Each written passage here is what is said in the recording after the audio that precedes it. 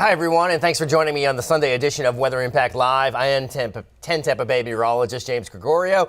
Let's take a look at what's happening. It is a gorgeous go outside. We've got tons of sunshine on your Sunday. Downtown Tampa, St. Pete, Lakeland looking good. Armature Works looking great. Sarasota, Clearwater, all shaping up really nicely at the hour. So we've had some cloudiness in place earlier this morning. That cloud deck has broken up, and as a result, we are faring definitely a little bit better, and we've got more sunshine as we make our way out and about. So good looking stuff here on this Sunday.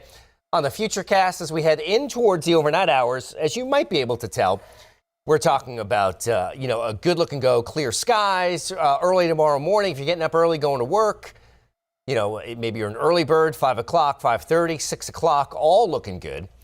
We've got some cloudiness further to the south at 7, 8, 9 o'clock. You can see the scenario there, but for the most part, I think we're really shaping up well as we move in towards 12:30 tomorrow afternoon. Looks good. There are some drifting showers coming in off Palm Bay, moving in towards Lakeland as well, and then moving a little further inland here. So we'll see if they actually hold up enough to get towards Tampa. I think they kind of just peter out before doing so. This is just some moisture coming in off the ocean. And as a result, I don't think they're going to make the trip all the way to Tampa and a little further off to the west. So kind of, sort of circuitously sliding along that I-4 corridor, or at least kind of dancing towards it. So again, I don't think it's an issue. I think we're still looking at predominantly partly cloudy skies as we make our way in towards Tuesday. Tuesday morning looking great as well. So as we get closer to Christmas Eve, that's Tuesday, smooth sailing. So if you've got a flight, if you're traveling, no issues or worries there. As we head in towards Tuesday afternoon, we are talking about a good go here Tuesday afternoon in towards Tuesday nights. All looking good here. So winds, throughout the period are generally east, if not northerly. No issues or concerns whatsoever there. So great looking stuff. High temperatures close to 80, overnight lows close to 60. Temperatures at the hour. Port Richey, 72 degrees, 73 in Trinity. Tarpon Springs at about 70. So the numbers are coming up. Land O'Lakes at about 74. Lutz, you've got 74 as well. And Brandon, Fishhawk doing great, low 70s. Let's expand that view. We head a little further southward. Sarasota at 74. Arcadia at about 76 degrees. So the temperatures are really performing well. Coming up to near 80 is where we're going to end up today. Gulf temperature about 67. So slowly cooling off. This is pretty cool. Yesterday morning, I showed you that areas like Crystal River and Brooksville were as much as 30 degrees colder yesterday than the previous morning. Now, this morning, we're even still 7, 11, 10 degrees warmer than where we were yesterday. So, it has been such a roller coaster ride temperature-wise. Marine forecast looks like this. Light chop on the bay. Seas are about a foot. Yesterday was absolutely gorgeous out on the bay. Broke out the paddleboard, went for a nice paddle. The wind was still light, really light, throughout the afternoon hours. So, and I suspect, we're going to be dealing with those same conditions. So always, if you're heading out, make sure you got your safety equipment with you, your PFDs, if you cell phone, some sort of communication device, and follow all the Coast Guard regulations as well. So great looking stuff as we move in towards Sunday. Still looks good. We'll see if the winds tick up a little bit. I think that as we move in towards Monday and Tuesday, we might see breezier conditions start to develop. So we'll keep our eye on that. All right. So maybe you're going to check out some hockey tomorrow. So Benchmark International Arena, Blues versus the Bolts. 77 at 5, 71 at 7 for the puck drop. Now, last night for the holiday lighted boat parade was going on downtown, right, very close to the arena. Plus, you had a game, so super busy. I suspect we're still going to see kind of, that level, or not quite that level, but it'll still be busy close to Benchmark. So if you're heading there, give yourself a little extra time. It is the season, right? All right, so travel forecast. Take a look at how we're faring. Quiet weather today. There are some showers a little further to the south. And then as we head out to the west, we've got a little more rain as well. You can see that rain as we move in towards tonight. So that atmospheric river is very much alive and well. However, it's warm out west. Salt Lake City, 56 degrees overnight. This is 2 a.m. tomorrow morning. And then those temperatures drop a little bit before coming back up a little bit. Vegas at 60 Monday morning. Phoenix at 74 degrees. So, again, as we head in towards Tuesday morning, still on the milder side, but you start to see that system in the east coming out of the Ohio and Tennessee valleys, kind of linking up with an area of snow, which is going to try and move through portions of the Northeast. So heads up on that. That snowmaker in through portions of New York, Pennsylvania, New Jersey as well. Sort of a clipper system teaming up with that moisture kind of moving up and out of the Tennessee Valley and into the Ohio Valley. So that may have some travel and flight implications as we head in towards Tuesday morning. So if Tuesday's a travel day for you, just, be mindful of this. It may not be a great travel day, particularly early on at 6 a.m. And then you could see that system is more of Boston's problem, Hartford's problem, as you head in towards 3 o'clock Tuesday afternoon. Still some rain in Little Rock, Knoxville get into the act, and some more rain coming ashore, San Fran, Portland as well. But most of the nation, very, very quiet Tuesday afternoon as well. So, but the West Coast has really been dealing with a lot of issues. We have a couple stories, and we have some video of what's going on out west as well. So let's take a look at that. And first and foremost, we're taking a look at Oregon here with some flooding. So that flooding continues in through portions of Oregon. And again, you see the atmospheric river in towards Portland. This is Oregon City, Oregon. So yeah, that's a lot of flooding. Look at that stop sign. So we're talking about water levels that are halfway or slightly more so up that stop sign. So, unfortunately, devastating flooding there. The folks there are having to deal with the implications of that flooding as well. And I think we have more, Noah, from the West Coast, right? All right, let's go out to Washington State, where we're trying to fix some levees there as well. So you could see, again, more flooding. Okay, let's go to the package here and let them take it away. Only 48 hours after 200 families were forced out of their beds, we're hearing about the seconds after the levee breach. There was flood patrol out at the location when it happened. They responded quickly, notified us here at the EOC. We were able to get an emergency alert out quickly. King County emergency management officials tell us local, state, and federal resources jumped into action within minutes. You can see here a lot of homes and cars are underwater. Those people still not allowed back inside until that area is deemed safe. Even though the weather might be nice outside as it was yesterday, there's still danger behind those dams with all the water that needs to come out. Now today, all eyes are on the temporary fix. We're hopeful that the levees will hold. There are the 3 dam-controlled rivers in King County, the White, the Green, and the Cedar, all will have high flows for probably the next week or more because of the water that's behind them. Mm-hmm. So people that live near those rivers should be aware of that. He tells us a lot of work still needs to be done to keep the community safe through the winter rainy season. Is an emergency fix.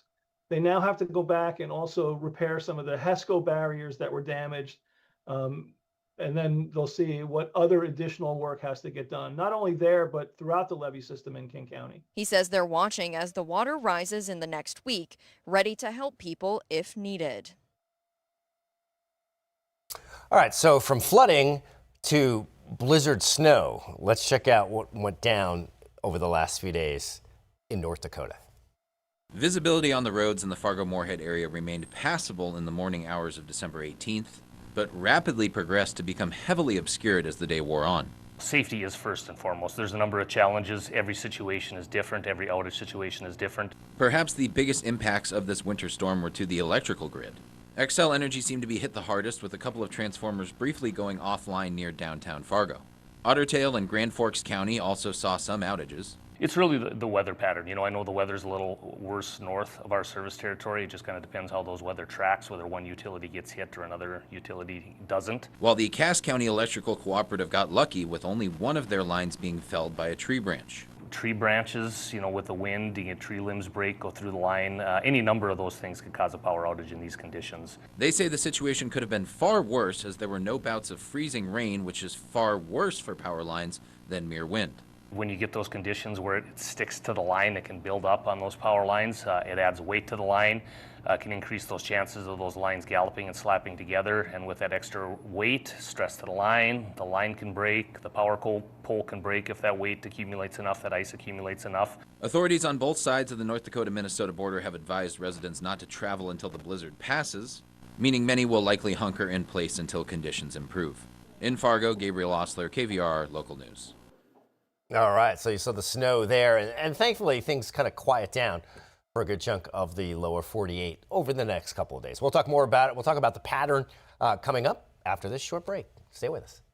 This autumn, give your home the upgrade it deserves. Save up to 20% during California Closet's Autumn Upgrade event, making it easier than ever to transform your space with our select finishes. Whether it's a walk-in closet, home office, pantry, or garage, our designs are about more than organization. They're about creating space for what belongs. We call it practical magic, expert design that feels effortless. Visit one of our 3 Tampa Bay showrooms or schedule your complimentary consultation today at CaliforniaClosetsTampaBay.com. With a fresh new look and over 60 years of keeping Floridians comfortable, Cool Today is the name to trust for fast same-day service. Cooling, plumbing, and electrical. Our friendly expert technicians take the hassle out of home repair today. And Cool Today is here for you tomorrow, too.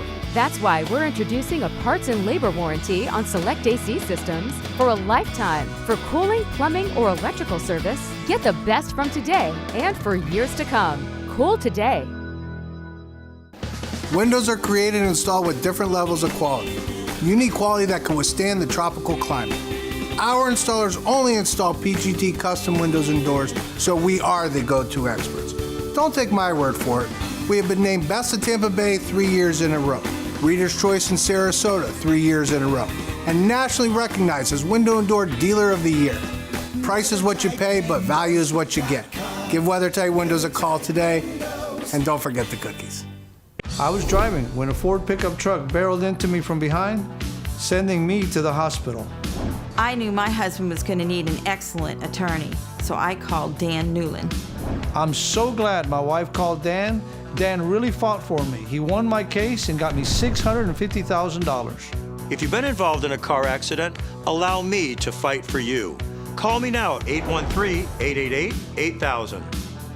Thanks, Dan, for winning my husband's case. All right, everyone, welcome back. Yeah, we're talking about that upper air pattern, which is kind of driving the ship here a little bit. One of our favorite things to use here on Weather Impact Live. Let's check it out here, and we'll take a look at how things are moving along in the old atmosphere. All right, here it is. And you know what? I think we're generally shaping up okay.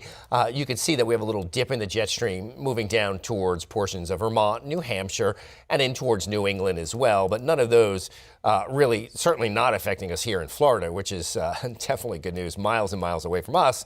But you could see the dip, no doubt, in the jet stream. And as a result, that dip continues to kind of slide down to the south, and in doing so, it is going to provide some colder air filling in behind that jet stream. So in doing that, that cold air will continue to migrate a little further to the south as well, and you can see that scenario as it continues to slide further southward. All right, so again, cold air in the east to some extent, not a tremendous amount of cold air, but there is some. And then the jet sort of takes a little bit of a dip out to the west. You can see, basically that dip just a little further, right there from Portland, and continuing to kind of move in through that portion of the west coast. But the real cold Arctic air, the good news is that the Arctic air is still, for the most part, really bottled up in here, in through portions of Canada. Southern Canada, it dips down to Toronto and into western New York to some extent, and a little further southward, kind of going from Vancouver along that line. But, this ridge of high pressure in place in the nation's midsection is sort of protecting, everything under it. So Denver, into Oklahoma, into Nebraska, into Kansas, South Dakota to some extent as well, benefiting from that. But the colder air is certainly locked up well to the north, and that's great news. So that cold air is staying there. As we move along here, you can see we head in towards Tuesday now, and the Arctic air is still locked up, which is great. So still in through portions of Canada, in towards Vancouver, and continuing to stay there. Now, as we kind of fast forward a little bit into Christmas Eve, that ridge of high pressure, that only expands. Look at that. So we talk about the ridge. You know, the prevailing North American pattern is ridge, trough, ridge, trough. So here's your ridge of high pressure. So here's our H, it would be blue, or big blue H. So you have a trough out here. So you have the low out in the ocean, and then we're climbing up over the ridge. So it's trough, ridge, trough out here. So you can see the trough out in the Atlantic here. But you have that, you know, big bubble, ridging all the way up to Canada. And if you're forcing the jet stream, the river of air at about 30,000 feet, if you're forcing that even further to the north, that's allowing all of that warm air from the south to kind of creep up under that. And in doing so, well, you warm up. You warm up from that, and you also warm up from the area of high pressure, which is sinking and settling air. Air rotates clockwise around high pressure. It gets compressed, and in doing so, not only can it not rise and form cloudiness, but it also heats.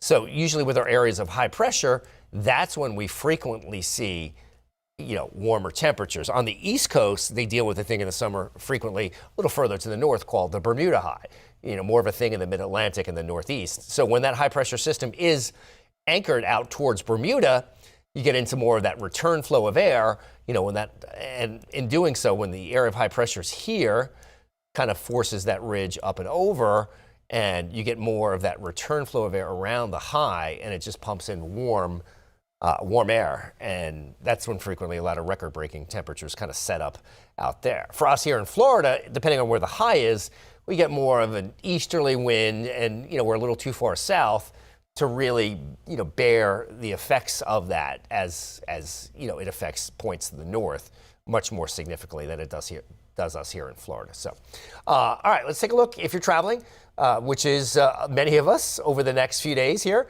So air travel forecast looks great Monday, Tuesday, and Wednesday. 80s across the board. Overnight lows generally around 60. It is a tad on the breezy side Tuesday morning, but other than that, it is fantastic. And Christmas Day, here you go. Merry Christmas, everyone. Oh, that's a different graphic. All right, I think it's different. Oh, no, there it is. Let's kind of advance it. 79 degrees, Santa in shorts. Merry Christmas, everyone. I hope you have a wonderful, wonderful Christmas and get to spend time with family and loved ones, because at the end of the day, that's what it's all about. All right, so 79 degrees today. A few early clouds, otherwise mostly sunny. And let's get you a check of that 7-day forecast, which does show that we've got gorgeous weather for the next few days. Christmas Eve, Christmas Day looking great. High temperatures near 80 degrees. All right, so that is a wrap here on Weather Impact Live. From my family to yours, I hope you have a happy and safe holiday here, whether it be Hanukkah or Christmas or whatever you're celebrating. Hopefully you're with family and friends. And thank you for joining me on Weather Impact Live. I am 10 Tampa Bay meteorologist James Gregorio. Have a Merry Christmas.